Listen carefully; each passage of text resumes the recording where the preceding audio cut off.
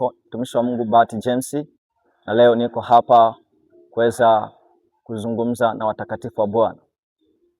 Kuna kitu ambacho nimekiona ambacho natamani niweze kukizungumzia katika jamii ya watu waliomwamini Yesu.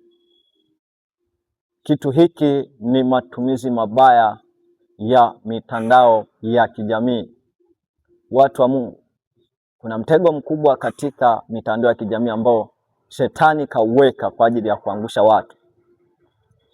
Na leo nataka nizungumzie katika pande mbili, matumizi mabaya ya mtandao katika pande mbili, na jinsi yanavyoweza kuathiri maisha ya kiroho ya mtu. Matumizi mabaya ya kimtandao, upande wa kwanza, ni matumizi ambayo mtu anatumia mtandao kwa ajili ya kuwafikia watu wengi, lakini anachokifikisha kwa watu wengi hakina utukufu kwa Mungu. Naomba nirudie. Kuna mambo mawili au pande mbili za matumizi mabaya ya mtandao. Upande wa kwanza ni jinsi ya uwasilishaji au ufikishaji wa jambo katika jamii ya wana mitandao au katika mitandao ya kijamii. Kuna uwezekano kama umepewa ujumbe mzuri na Bwana, lakini namna ya kufikisha, kama utaufikisha kwa njia isiyo sahihi, huo ujumbe unaweza ukapoteza maana.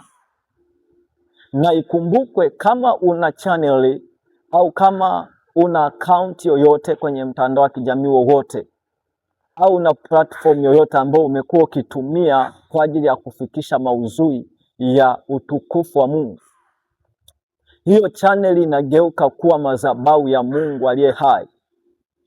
Na kama inageuka kuwa madhabahu ya Mungu aliye hai, manake imekupasa kuheshimu kile utakachosimama kukizungumza.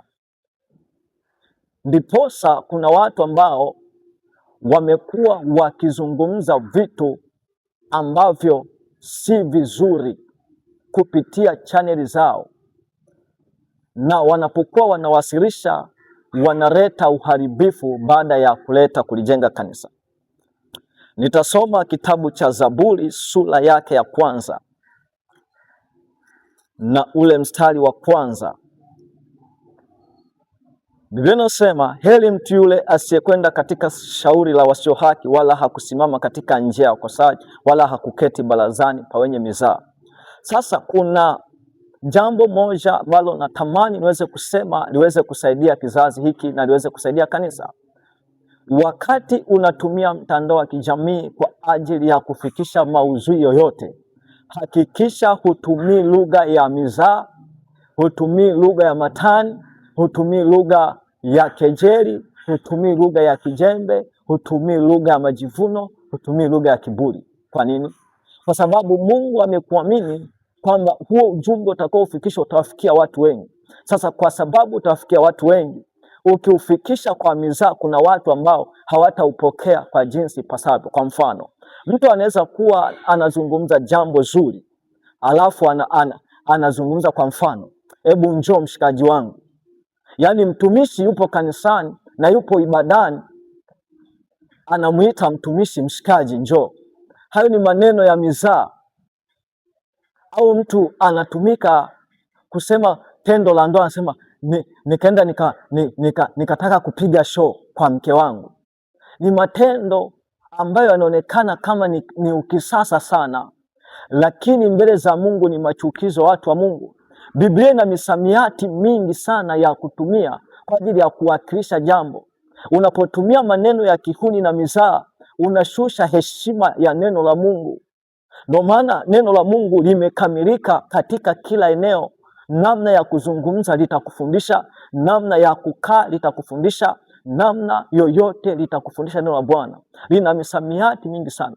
Kwa hiyo uwasilishaji wa maudhui kwa njia ya mizaa na maneno ya kihuni ni jambo ambalo linapelekea dhambi. Hapa Biblia inasema, heri mtu yule asiyekwenda katika shauri la wasio haki, wala hakuketi barazani pa wenye mizaa. Hakuketi maanake hakujihusisha na mizaa yoyote. Kwa hiyo unapopewa nafasi ya kutoa ujumbe kwa njia ya mtandao, hakikisha unaiheshimu hiyo madhabahu, kwa sababu Mungu anaweza kuponya kupitia hiyo madhabahu. Usilete mzaa ni kana kwamba uko unahubiri kwenye madhabahu ukiwa na watu wanakusikiliza. Unaweza ukawa unafanya kipindi binafsi baadaye ukakirusha, au ukawa unafanya kipindi live watu wakiwa wanakufuatilia. Jua unamwakilisha Mungu wakati huo, unamwakilisha Kristo wakati huo, unamwakilisha Roho Mtakatifu wakati huo. Sasa unapofanya makosa ya kimzaa au makosa yoyote, jua utakosesha watu wengi. Lakini pia matumizi ya nguo mbaya ambazo hazina maadili. Kweli Mungu anaweza kuwa amekuita, unapoanza kufanya vitu vya kuwafikia watu kwa njia ya mitandao, hakikisha muonekano wako una utukufu mbele za Mungu, hata watakao kuona wasipate judgment za kibinadamu. Ni kweli tunaishi katika jamii ambayo tunaweza tukafanana kwa maeneo kadhaa, labda nguo tunanunua duka moja, lakini hakikisha nunua nguo yenye heshima mbele za Mungu. Mtu anaweza akawasilisha maudhui kavaa nguo kama anaenda kufanya show za muziki, mtu kanyoa kama anaenda kama vile mpagani, mtu kavaa jinsi imechanika chanika, yuko labda anafanya uimbaji, labda anafanya mahubiri, jinsi ambazo wanavaa wapagani typically nao wanavaa. Kiukweli unapowasilisha ujumbe hata kwenye baraza la Kiswahili, watu wanajua unapowasilisha ujumbe vile unavyoonekana tu ni ujumbe tosha. Maanake unapokuwa unatokea kwenye mtandao, hakikisha mtu wa Mungu usilete swali lolote. Na hata kama mimi utaona ninavyowasilisha ujumbe ninakosea, nitumie ujumbe, nipo tayari kubadilika ili nisikukoseshe.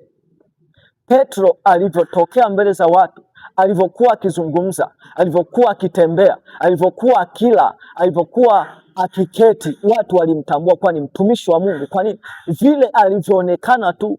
Sasa unavyoonekana na kuwasilisha ujumbe, unaweza ukakosesha watu wengi na ukaonekana mbele za Mungu unafanya mzaa. Hiyo ni dhambi ambayo inaendelea katika mitandao ya kijamii. Nimekuja hapa kuweza kuzungumza, lengo ni kujengana na kuweka sawa katika nyakati tulizo nazo.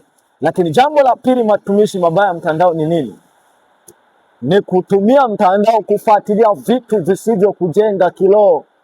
Kuna watu ambao hawarushi maudhui, au kuna watu ambao hawaposti chochote kwenye mitandao, lakini wao wapo kwa ajili ya kuperuzi. Mtu anatumia muda mwingi kufuatilia vitu ambavyo havijengi. Labda anafuatilia tamthilia, labda anafuatilia nyimbo za kidunia, labda anafuatilia umbea, udaku, anafuatilia maisha ya watu, hafuatilii mafundisho ya utakatifu, hafuatilii vitu ambavyo vinajenga. Huyo naye yupo kwenye kundi ambalo ni watumiaji wabaya wa mtandao. Kwa hiyo Mungu anapokutazama unautumia muda wako kwa ubaya. Kwa hiyo watu wa Mungu tubadilike na tuweze kutengeneza mbele za Bwana. Ni hayo ambayo nimefikiri kuyasema mbele yako wewe mtu wa Mungu ambaye unatumia mtandao. Usije ukatumia kwa njia ya ubaya, tumia kwa njia uzuri kwa ajili ya kujenga mwili wa Kristo. Shalom, shalom.